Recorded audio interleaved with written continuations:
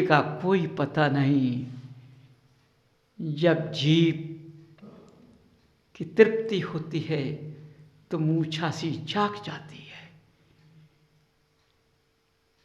क्यों भाई, कितने समय तक भक्ति की? देखो कितना घंटा लग गया, 3 घंटे हो गए। तो समझो, क्यों? तुमने कुछ को न किसी को नहीं देखा। समझिए, आज मनुष्य सब देखते हैं, क्योंकि घर के पायबंद होते हैं। घर से आते हैं जिनालय में तो सब टाइम बांध के आते हैं। देखो, हमें पूजन भी करनी है, अश्वेत भी करना है, स्वाध्याय भी करना है, माला भी फेरनी है, भक्ति करना है, तो हम 15-15 मिनट सब कर लेते हैं। क्योंकि तुमने स्वाध्याय हो चाहे सब, तुमने मिनट पे लगा दिया।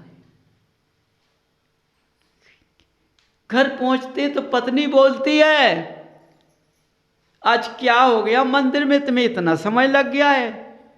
आज कुछ नहीं कहो, भक्ति में मन लग गया। अरे तुम कैसी भक्ति कहते, भूख के मारे मेरे प्राण निकले जाते हैं।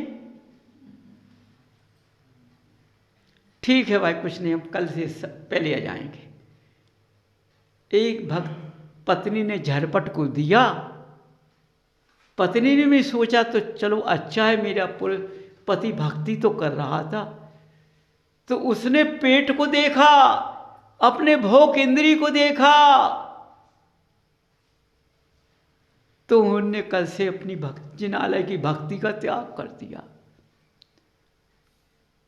दोनों एक से हो गए। समझो भाई, भक्ति में कुछ देखा नहीं जाता है। जब महावीर ने घर को छोड़ा या माँ पिता को नहीं देखा,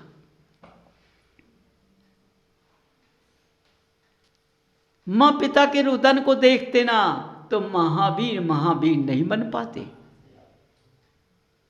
क्योंकि महावीर ने रास्ता कौन पकड़ा? महावीर बनने का रास्ता पकड़ा। बंधुओं, जब तुम भक्ति में लग जाओ और भगवान की भक्ति में तुम्हारा मन लग जाए तो समय का ध्यान मत दीजिए, इस शरीर को जमा दीजिए। कोई क्या कहता है? यदि घर पर पहुंचते हैं देर में, पत्नी कहती है कितना समय लगा दिया, तुमने समय का ध्यान नहीं दिया, ऐसी कैसी भक्ति की जाती है, जरा समय का ध्यान करो ना। तो अपनी पत्नी को उत्तर दीजिए, देखो ये जीवन इसी तरह निकल जाना है, ये पेट कभी भूख से कभी तृप्त नहीं होना है,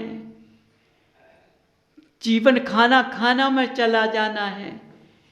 यदि मैंने आज भक्ति में मेरा मन लग गया, तुम अपना भोजन कर लेती, मैं तुमसे कुछ नहीं कहता,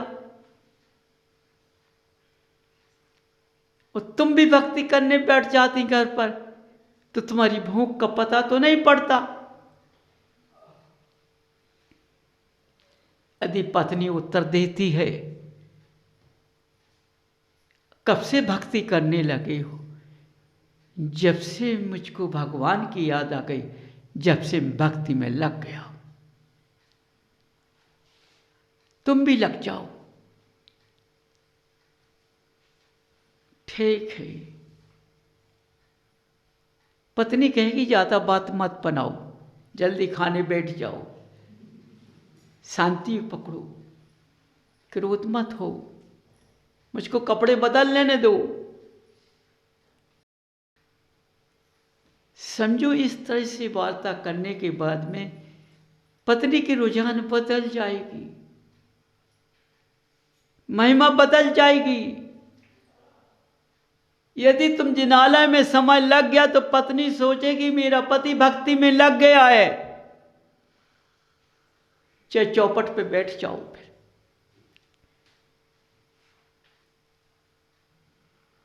समझो वह अपने ध्यान मुद्रा में घर होने लगेगी। देखो क्या बनने का समय आ गया। जब दोनों भक्ति पे लग जाओगे और यदि तुम चौपट पे बैठ गए और फिर घर पहुंच जाते हो, आज वैसी क्यों आ रहे हो? भक्ति मन नहीं लगा क्या? अरे कुछ नहीं करो, मैं चौपट पे बैठ गया। पत्नी कहती है एक ही दिन तुम्हारा मन लगा भगवान की भक्ति में, ये चौपट कहाँ से आ गई है? अब तो नीचा देखना पड़ेगा। समझो इस तरह से अपनी क्रियाओं को बदलो, अपनी भावना को बदलो, अपने रास्ते को बदलो, लेकिन क्रोध का वास नहीं होना चाहिए। मर्यादा और विनय से बात को चलना चाहिए। तो मर्यादा कार्य को बनाती है और विनय झुकाती है, तो विध्वंस नहीं होता है। समझो बंधुओं, तो हर परिवार के अंदर विनय भावना होना चाहिए। जहां विनय भावना होगी, मर्यादा होगी, तो सत्यता जरूर आएगी, तो नियम साथ आ जाएगा, नियम बन जाएगा मनुष्य। नहीं, अब तो प्रतिदिन भक्ति करना है भगवान की। देखो जब तुम भगवान की भक्ति घंटे 2 घंटे करोगे, वो जीवन की पर्याय का पता नहीं पड़ेगा कैसे बदल जाएगी ये। इस तुम्हारा शरीर कैसे निरोग हो जाएगा, किसी के पास नहीं जाना पड़ेगा। देखो तुम्हें देखकर तुम्हारी पत्नी में भक्ति पे लग गई। जब दोनों पति पत्नी भक्ति पर लग गए हैं तो फिर कहना क्या है? क्योंकि जोड़ा हमेशा अमर होता है। बिना जोड़े की पीढ़ी नहीं रची हुई है, और बिना जोड़े के धर्म नहीं होता है। समझिए, जोड़ा से ही धर्म सीखा जाता है, जोड़ा से ही रास्ता मिलता है। छोड़ा जब धर्म मार्ग पे आ जाता है तो जोड़ा अलग अलग हो जाता है। जब सही हम निश्चय पर पहुंच जाते, धर्म मार्ग पर पहुंच जाते हैं, तो जोड़ा अलग हो जाता है। लेकिन नहीं, पुद्गल अलग हुआ है लेकिन जीव अलग नहीं हुआ है। जीव पुद्गल को छोड़ने के बाद फिर मिल जाएगा। समझो, उस जीव को ले जाएगा और स्वयं जीव चला जाएगा। इसलिए बंधु, एक गृहस्थ क्रिया का मार्ग पकड़ लीजिए। इसी में तुमको लाभ है, इसी से सारे कष्ट जाना है। दवाइयों से कष्ट नहीं जाना है। कष्ट जाना है तो भगवान की भक्ति से जाना है। समझो बंधुओं, मित्रता करो तो भगवान से करो, नहीं तो मित्रता किसी से मत करो।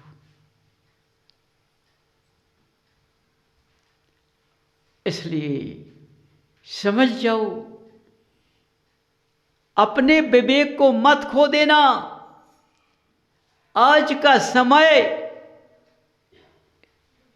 इतना कठिन है कि जलन एक दूसरे को राख कर देती है। आज का भाई भाई चलता है।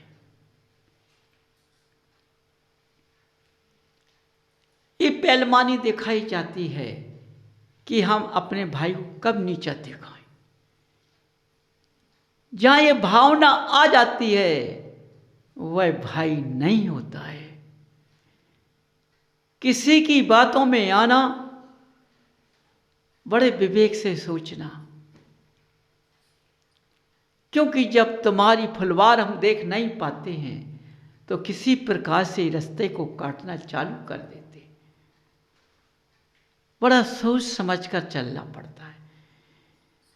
ज्ञानी मनुष्य समझ कर चलते हैं और ज्ञानी मनुष्य सोचकर ही पैक धरते हैं और कोई नहीं धरता। वो किसी की बातों में नहीं आता है ज्ञानी, यदि ज्ञानी है तो, नहीं तो ज्ञानी नहीं है। आज का ज्ञानी कच्चे कान का होता है, वो सबकी बातों में आता है तो उसके अंदर ज्ञान नहीं है। ज्ञान कभी बढ़ता नहीं है, ज्ञान कभी नीचा नहीं होता है, ज्ञान कभी नीचा नहीं देखता है,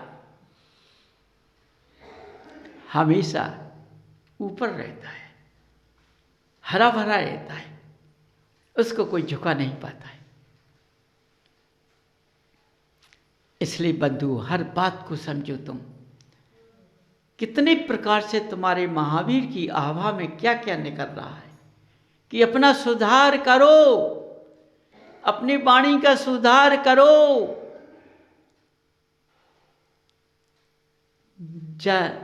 क्रोध को फेंक दो, क्योंकि आज जरा सी बात में क्रोध आ जाता है, अच्छा नहीं होता है। बड़ा सोच समझ कर पैर धरना है। यदि मनुष्य ने अपने सोच समझ कर पैर नहीं रखा तो उसकी जिंदगी सफल नहीं हो सकती है, उसका जीवन सफल नहीं जाएगा, नीचे गिर जाएगा। क्योंकि आज मनुष्य गति में पहले तो स्वयं मनुष्य इतने चलते एक दूसरे को देखकर कि आगे नहीं उठने देते हैं, फिर दूसरा जीव दिखता नहीं, वो तुम्हारे साथ आकर के तुमको धक्का देने लगता है। एक ऊपर से देता है, एक अंदर से देता है, लेकिन तब भी बंधु भगवान की भक्ति का त्याग नहीं करना है, भगवान को नहीं छोड़ना है। तुमने इनको नहीं छोड़ा तो चाहे बाहर वाला जीव हो चाहे अंदर वाला जीव, दोनों भाग जाएंगे। समझना है, अपने विवेक को जगाना है, कोई कष्ट नहीं दे पाएगा फिर। इसलिए बंधु देखो, इस जीवन को कैसे निकालना है, क्योंकि आज जीवन कांटे की उस पर चल रहा है, कांटों में फंसा हुआ है। इस शरीर के अंदर से कांटों को दूर करना है, कैसे करूंगा? भगवान के रास्ते के राह पर चलकर उनसे मैं ऐसा ज्ञान लूंगा, उस ज्ञान से जब पैर रखूंगा तो ये कांटे चुभना बंद हो जाएंगे। समझिए, इसलिए बंधु इस शरीर में कांटा नहीं चुभ पाएगा।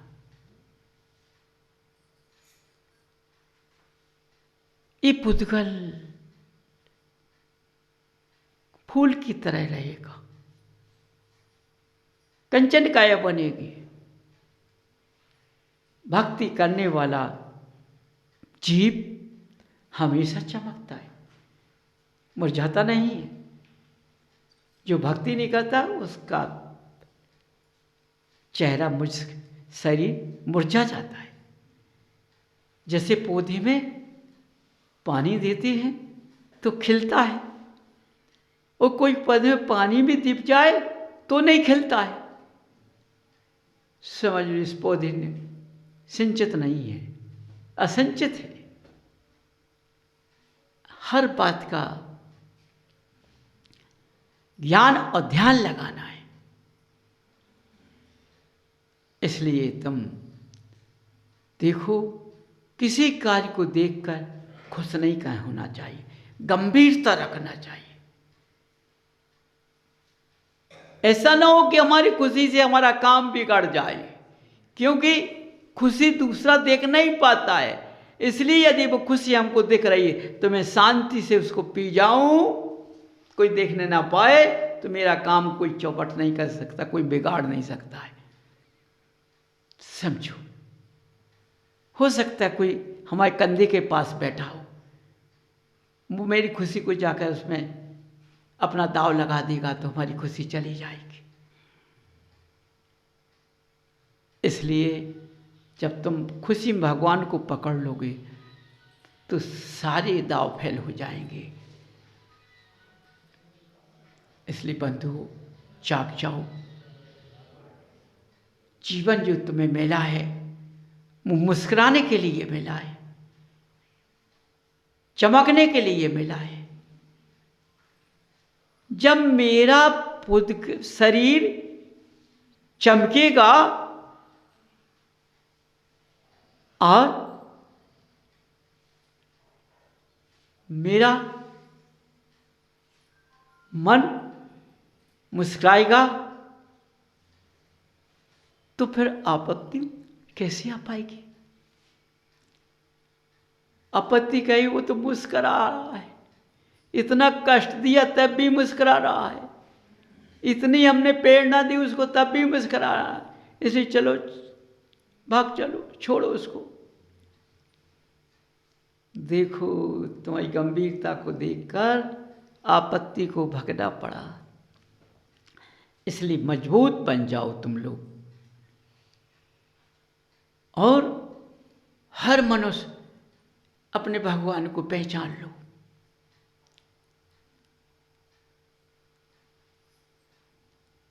भगवान को पहचान लो तो भगवान तुम्हें पहचान लेंगे।